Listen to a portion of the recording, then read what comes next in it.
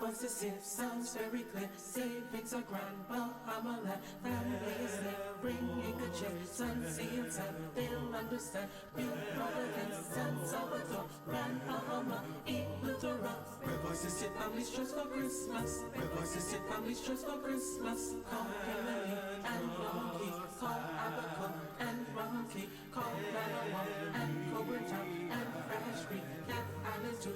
Call your grandma and your grandpa, they're not to hear from you this year. Where voices hit, families trust for Christmas. Where voices hit, families trust for Christmas. Sign up for Rev Voice Bahamaland for as low as $14.99 a month with unlimited local and nationwide calling. You'll be entered to win your mortgage and utilities for a full year. Rev Voice Bahamaland. Rev Voice is here, sounds very clear. Savings are grand, Bahamaland.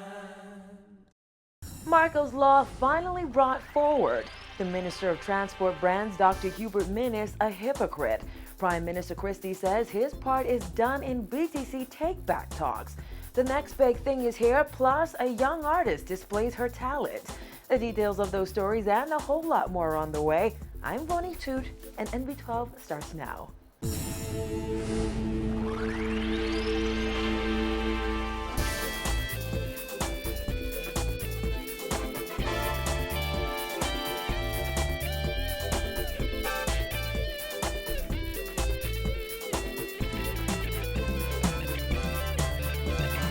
Topping news tonight, historic amendments tabled in the House of Assembly today that will establish the guidelines for the country's first ever missing child alert system and sexual offenders registry. After months of promises, the government has finally revealed plans for Marco's Law. Nakia DeVoe was in the lower chamber today and brings us all the details in this report.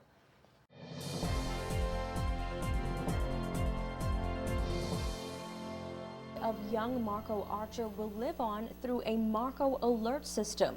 Just over 2 years after the 11-year-old was killed, the government highlighted plans that will aid in the reduction and recovery of missing children. And today I have the honor to bring legislation to this Parliament as a result of his tragedy. Although it brings some sense of accomplishment to what was a horrific tragedy, Mr. Speaker.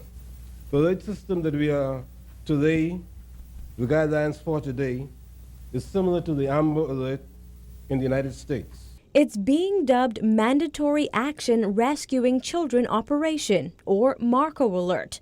According to the minister, the amendment to the Child Protection Act will establish the guidelines for the new alert system. The legislation will also outline penalties for breaches and misuse of Marco Alert. Nottage said the new system will ensure that loved ones will not have to wait several days after a child goes missing for action. Marco Archer went missing on September 23, 2011. His lifeless body was found in a dumpster outside of an apartment complex exactly a week later. Marco's family members said they felt not enough was done to save their loved one. And when a child is reported missing and the police are satisfied that the child is at risk of harm or death, the Commissioner will now be required, without delay, to cause a Marco alert to be issued. This alert will be disseminated to the public by every means available to the government, including commercial radio stations, television broadcasts, teletexts, electronic network systems, billboards, and any necessary means that the minister deems appropriate. Marco Archer was abducted and sexually assaulted before he was murdered by a repeat sex offender. In the House today, Nottage highlighted several other incidents where young children were assaulted by repeat sex offenders. He said that's why now is the time for action and revealed plans for a sex offenders registry. With the introduction of the legislation, a sexual offenders register will be established and several places will be designated as registration centers. According to Nottage, the proposed amendments to the Sexual Offences Act allows the government to do something that should have been done many years ago, address the proliferation of violent sexual crimes in the country. We propose to establish a register with strict guidelines and conditions for entry on the register, and also provisions for offenders to be removed from the register. With this new sexual offenders register, convicted offenders will be required to strictly adhere to the reporting requirements outlined or face penalties of imprisonment or fine. Nodded stressed that this legislation does not only protect children. The Sexual Offenders Register also seeks to address convictions for all sexual offenses. More details on Marco's Law and the Sexual Offenders Register will be revealed when the bills are debated in Parliament. Reporting for NB12, I'm Nakia DeVoe. Prime Minister Perry Christie also taking the floor in the House today. Christie once again spoke on his official trip last month. He revealed that during his visit to London, he met with outgoing chairman of Cable and Wireless Tony Rice and incoming chairman Phil Bentley. Christie said that while the meeting was a courtesy call to introduce himself to the incoming chairman, he also took the opportunity to discuss options on how Bahamians can be beneficiaries of the majority interest in the Bahamas Telecommunications Company. He suggested that will be the last time he and the chairman will discuss negotiations. We have agreed that there need not be any further discussions at our level, as all the relevant issues have been discussed, and that the matter should be finalized by the committee appointed to conduct negotiations with BDC. We also took the opportunity, Mr. Speaker, to discuss liberalization scheduled to commence on the 1st of April 2014. They both indicated that BDC and Cable Wireless was being made ready for the competition. The Prime Minister said he is confident the parties are close to a resolution. He added that they discussed further positive initiatives by Cable and Wireless, which will positively impact employment, the economy, sports, and the arts. However, when asked outside the House of Assembly to provide further details on those discussions, Christie declined to comment. Speaking of BTC, former State Minister of Environment Fenton Nemore is accusing the Christie administration of hypocrisy. He says the Ingram administration used the firm KPMG Bahamas during the sale of the Bahamas Telecommunications Company. And now the Christie administration is using that same firm in the bidding process for BEC, in spite of the government's past criticisms. Dana Smith reports. Nemore said the government taking advice from KPMG in BEC sale negotiations is hypocritical, considering the censure the PLB leveled at the Ingram administration over the sale of BTC, which KPMG had a role in. When we look at the privatization of BEC, they criticize the previous administration, F&M, for using the current accounting firm that they are now using, which I consider as hypocritical. They're taking also a similar approach as BTC, in which they're looking at selling BEC as one big group to one major entity in regards to generation, and then another group in regards to transmission and distribution. The government had announced back in August BEC would be split into two separate entities with aid from the private sector. KPMG is the government's financial advisor for the bidding process. However, KPMG is the same firm that advised the Ingram administration before the latter sold BTC to Cable and Wireless, a move that was widely criticized by the Progressive Liberal Party. Nemore said in addition to this, quote, hypocrisy, he also disagrees with the way the government is handling BEC's reform. I think that privatization is the way to go for BEC. However, the way it's being handled, it almost appears to be incompetence that's dominating their privatization exercise at this particular time. There's no consistency, there's no clear policy, there's no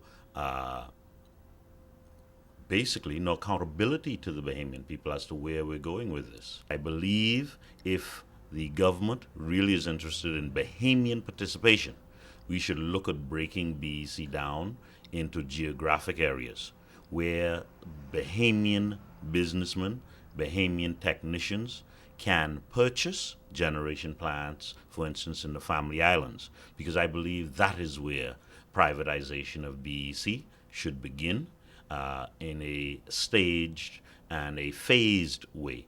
Nemor also said, in his opinion, the government is making it difficult for Bahamians to participate in the bidding process, something he also criticized as hypocritical considering the government's Believe in Bahamians stance.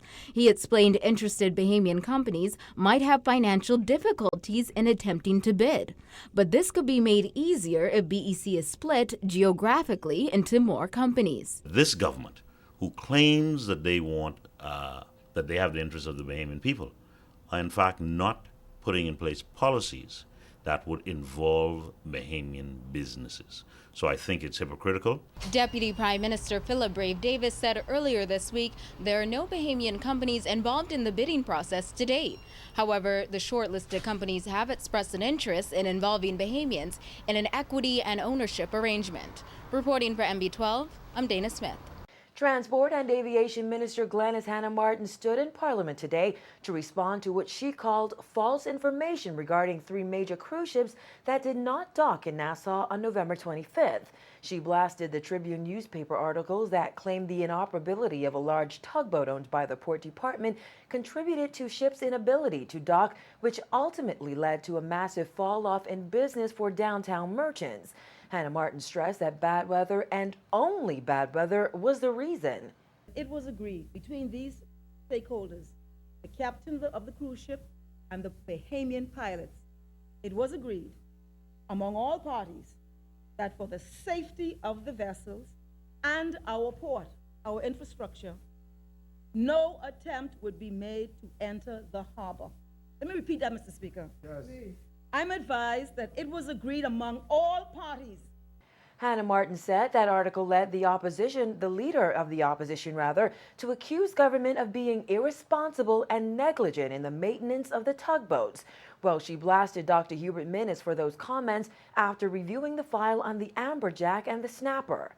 The member for Kalani, his gratuitous comments led me, and I want to thank him because he inspired me.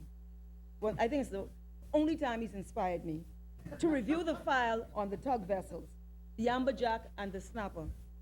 I went and looked at the file, volumes. While the member for Kalani was happy as a lark sitting around the cabinet table, the Snapper was down for 6 months. And I served before as minister, I don't remember this ever happening. And the Amberjack was down for 12 months. Mr. Speaker, I wonder if he would use the words negligent and irresponsible to describe that state of affairs, the words he used towards me on Friday. Well, Minnis did not hesitate to fire back. The member's getting very personal, but in spite of that, Mr. Speaker, question put to me, and the information given to me, was that if the tugboats were responsible at this particular time, then yes, there would have been irresponsibility on the part of the government. I was answering a specific question, and I gave a specific answer. Yes. So whatever the member's running on with is pure rubbish. Yes. She's distorting everything. She knew exactly what was asked of me, and she knew exactly what I answered. Don't distort the facts after that. The government has decided that all employees from all government corporations and departments will no longer be able to collect their full salaries and national insurance sick pay benefits effective March 1st, 2014. That's according to Executive Chairman of the Bahamas Electricity Corporation, Leslie Miller, who has termed the practice evil. Miller told us government is giving them 3 months to get their financial affairs in order and stop what he called double dipping. Asked the significance of the decision to end the practice, Miller said government is looking at all the corporations in total, and that's in excess of about $10 million annually. Last year, he says BEC paid $1.56 million in sick pay. The executive chairman also revealed that BEC employees may not get the $1.4 million in bonuses they expected to get this month. Miller said the workers were expecting them.